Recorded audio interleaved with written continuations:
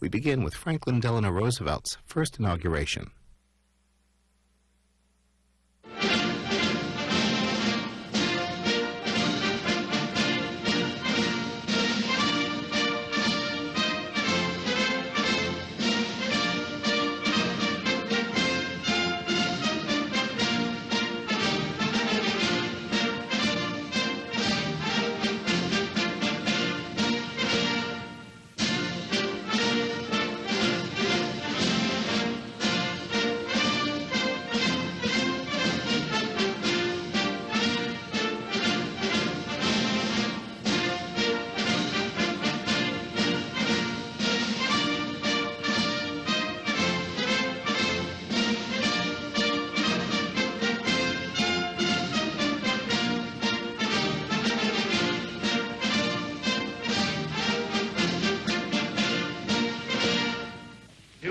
Franklin Delano Roosevelt, do solemnly swear that you will faithfully execute the office of President of the United States and will, to the best of your ability, preserve, protect, and defend the Constitution of the United States.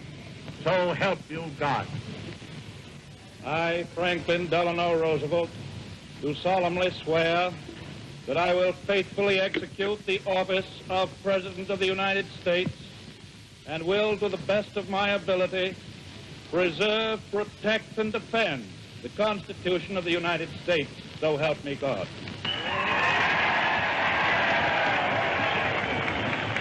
President Hoover, Mr. Chief Justice, my friends, this is a day of national consecration.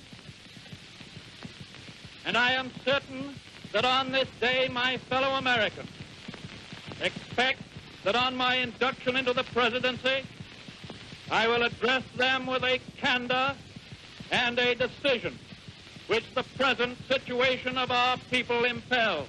This is preeminently the time to speak the truth, the whole truth, frankly and boldly. Nor need we shrink from honestly facing conditions in our country today. This great nation will endure as it has endured, will revive and will prosper. So first of all, let me assert my firm belief that the only thing we have to fear is fear itself, nameless, unreasoning, unjustified terror, which paralyzes needed effort to convert retreat into advance. In every dark hour of our national life, a leadership of frankness and of vigor has met with that understanding and support of the people themselves, which is essential to victory. And I am convinced that you will again give that support to leadership in these critical days. In such a spirit on my part and on yours, we face our common difficulties. They concern, thank God, only material things. Values have shrunk to fantastic levels, taxes have risen, our ability to pay has fallen, government of all kinds is faced by serious curtailment of income, the means of exchange are frozen in the currents of trade, the withered leaves of industrial enterprise lie on every side. Farmers find no market for their produce, and the savings of many years in thousands of families are gone. More important, a host of unemployed citizens face the grim problem of existence, and an equally great number toil with little return. Only a foolish optimist can deny the dark realities of the moment. And yet our distress comes from no failure of substance. We are stricken by no plague of locusts. Compared with the perils which our forefathers conquered because they believed and were not afraid, we have still much to be thankful for. Nature still offers her bounty, and human efforts have multiplied it. Plenty is at our doorstep, but a generous use of it languishes in the very sight of the supply. Primarily, this is because the rulers of the exchange of mankind's goods have failed through their own stubbornness and their own incompetence, have admitted their failure and have abdicated. Practices of the unscrupulous money changers stand indicted in the court of public opinion, rejected by the hearts and minds of men. True, they have tried, but their efforts have been cast in the pattern of an outworn tradition. Faced by failure of credit, they have proposed only the lending of more money. Stripped of the lure of profit by which to induce our people to follow their false leadership, they have resorted to exhortation, pleading tearfully for restored confidence. They only know the rules of a generation of self-seekers. They have no vision, and when there is no vision, the people perish. Yes, the money changers have fled from their high seats in the temple of our civilization. We may now restore that temple to the ancient truth.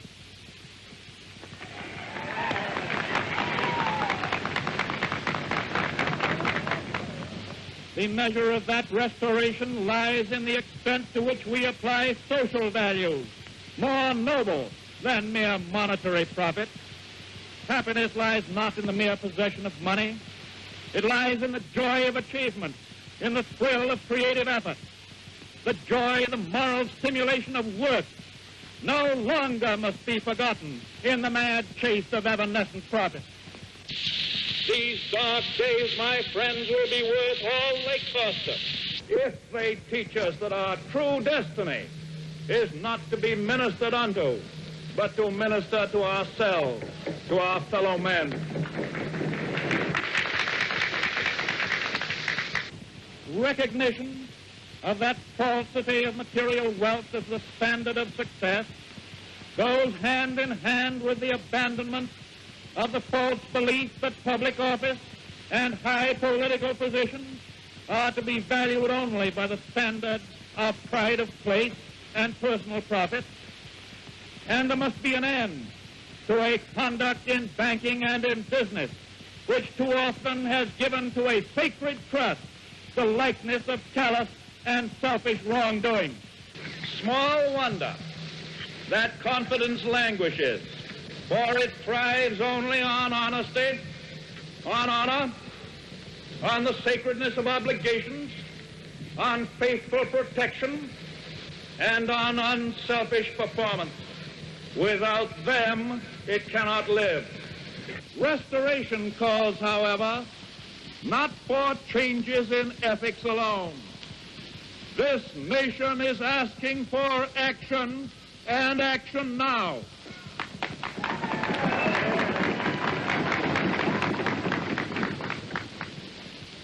Our greatest primary task is to put people to work. This is no unsolvable problem if we face it wisely and courageously.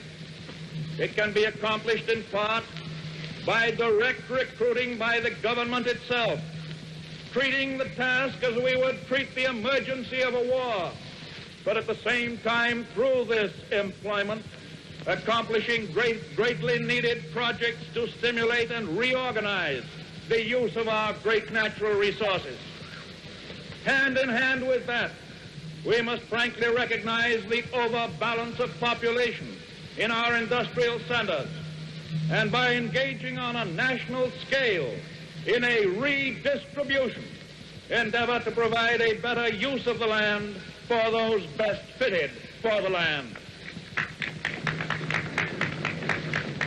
Yes, the task can be helped by definite efforts to raise the values of agricultural products, and with this the power to purchase the output of our cities. It can be helped by preventing realistically the tragedy of the growing loss through foreclosure of our small homes and our farms. It can be helped by insistence that the federal, the state, and the local governments act forthwith on the demand that their cost be drastically reduced. It can be helped by the unifying of relief activities which today are often scattered, uneconomical, unequal. It can be helped by national planning for and supervision of all forms of transportation and of communications and other utilities that have a definitely public character. There are many ways in which it can be helped, but it can never be helped by merely talking about it.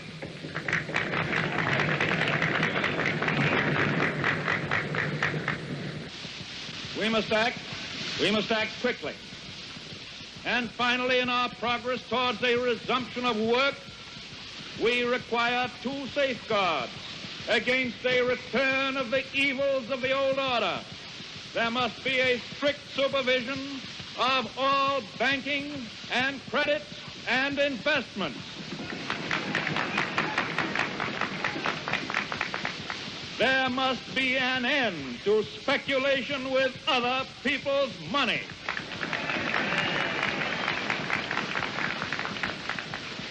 And there must be provision for an adequate but sound currency.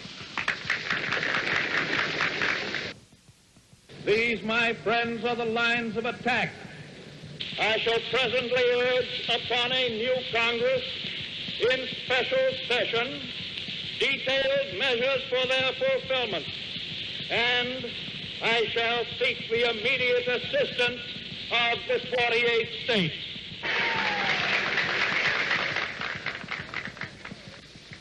Through this program of action, we address ourselves to putting our own national house in order and making income balance outgo. Our international trade relations, though vastly important, are in point of time and necessity secondary to the establishment of a sound national economy. I favor, as a practical policy, the putting of first things first. I shall spare no effort to restore world trade by international economic readjustment, but the emergency at home cannot wait on that accomplishment. The basic thought that guides these specific means of national recovery is not narrowly nationalistic. It is the insistence as a first consideration upon the interdependence of the various elements in and parts of the United States of America, a recognition of the old and permanently important manifestation of the American spirit of the pioneer. It is the way to recovery. It is the immediate way. It is the strongest assurance that recovery will endure. In the field of world policy, I would dedicate this nation to the policy of the good neighbor. The neighbor who resolutely respects himself and, because he does so, respects the rights of others. The neighbor who respects his obligations and respects the sanctity of his agreements in and with a world of neighbors. If I read the temper of our people correctly, we now realize, as we have never realized before, our interdependence on each other, that we cannot merely take, but we must give as well. That if we are to go forward, we must move as a trained and loyal army, willing to sacrifice for the good of a common discipline. Because without such discipline, no progress can be made, no leadership becomes effective. We are, I know, ready and willing to submit our lives and our property to such discipline because it makes possible a leadership which aims at the larger good.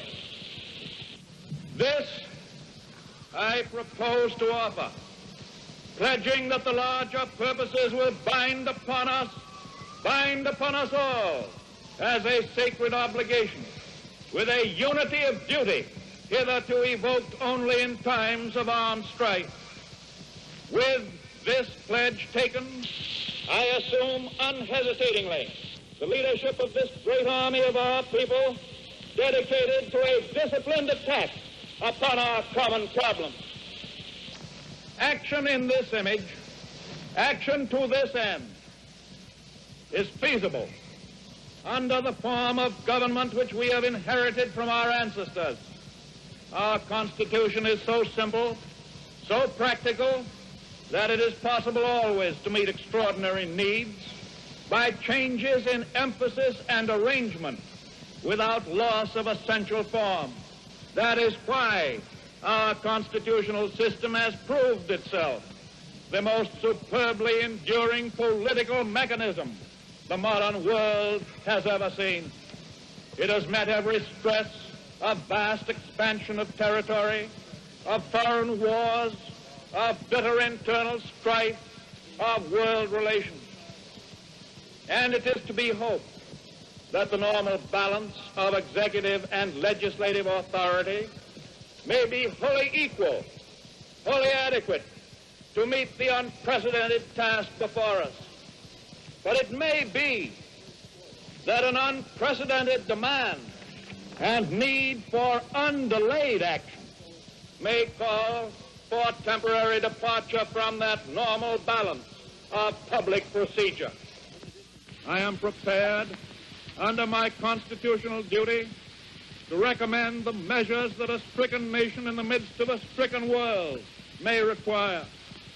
These measures, or such other measures as the Congress may build out of its experience and wisdom, I shall seek within my constitutional authority to bring to speedy adoption. But in the event that the Congress shall fail to take one of these two courses, in the event that the national emergency is still critical, I shall not evade the clear course of duty that will then confront me. I shall ask the Congress for the one remaining instrument to meet the crisis: broad executive power to wage a war against the emergency as great as the power that would be given to me if we were in fact invaded by a foreign foe.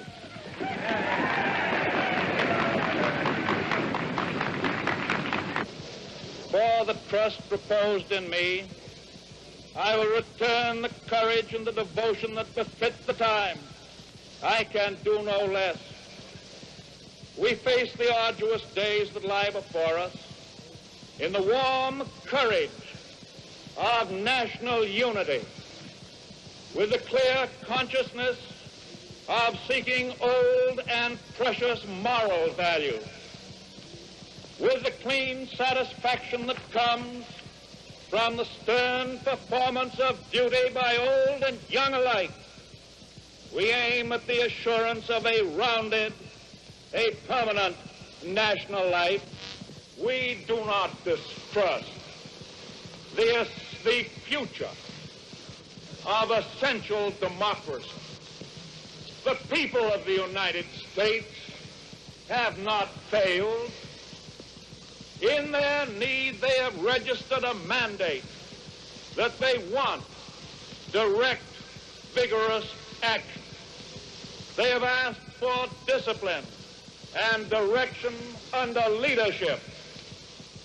They have made me the present instrument of their wishes. In the spirit of the gift, I take it.